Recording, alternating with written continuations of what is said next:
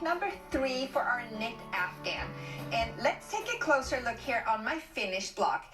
As you can see, this block is a rib texture, but not just an ordinary rib, because every other rib is a rick-rack rib, as we call it. It's a mix of just regular knit and purl, and then we have these sections where we're going to do twisting of the stitches, almost like a little tiny cable. So let's get started and see what that looks like. I have started my little swatch knitting the 6 rows that we're supposed to knit, and then the next row is going again to be a row where we're going to increase. So if you made the last block with me, you already know how to do that, but I'm just going to repeat it here so that all the new knitters may have a chance to get into the KFB increase again. So KFB, knit front back, you knit in the front and you knit in the back, and that increases a stitch, so you now have 2 stitches instead of 1. So that's going to be repeated all across this row to just get a larger number of stitches that we need, since the rib is going to pull a little bit together on the fabric. So now this row is finished here on my next little sample, and I'm going to start working row 1 of this 2-row repeat pattern.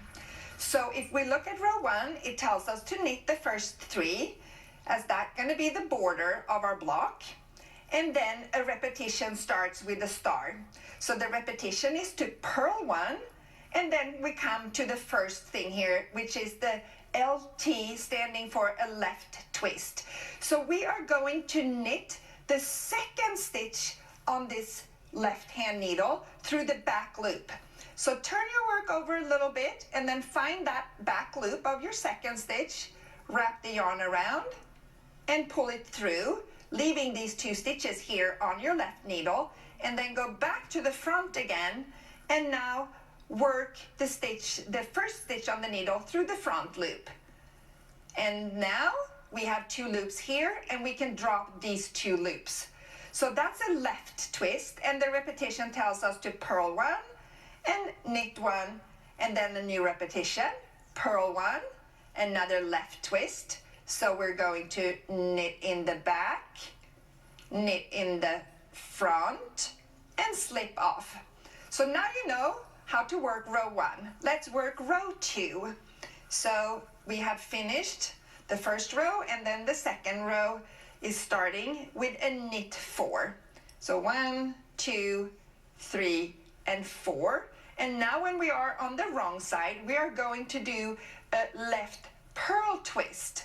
So now put the yarn in front of your work, and then we're going to purl the second stitch.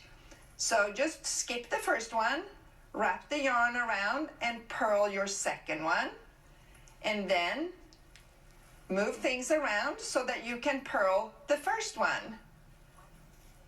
So that's the left purl twist.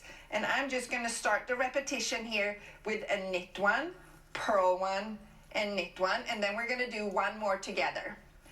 So for a left purl twist, you go into your second stitch and then wrap the yarn around and pull through. Then hold the yarn aside so that you can go into your first stitch and then purl that one, and then slip the 2 stitches off. So this is on the wrong side. So if we now look at the right side, we're still very early into the piece, but you can see how we're creating these rick-rack ribbings here on the right side. So just keep working these rows 1 and 2 back and forth, and then when you have come to your finished measurement, you're going to work a row where you decrease, and that's all you need to know to make this rick-rack ribbing.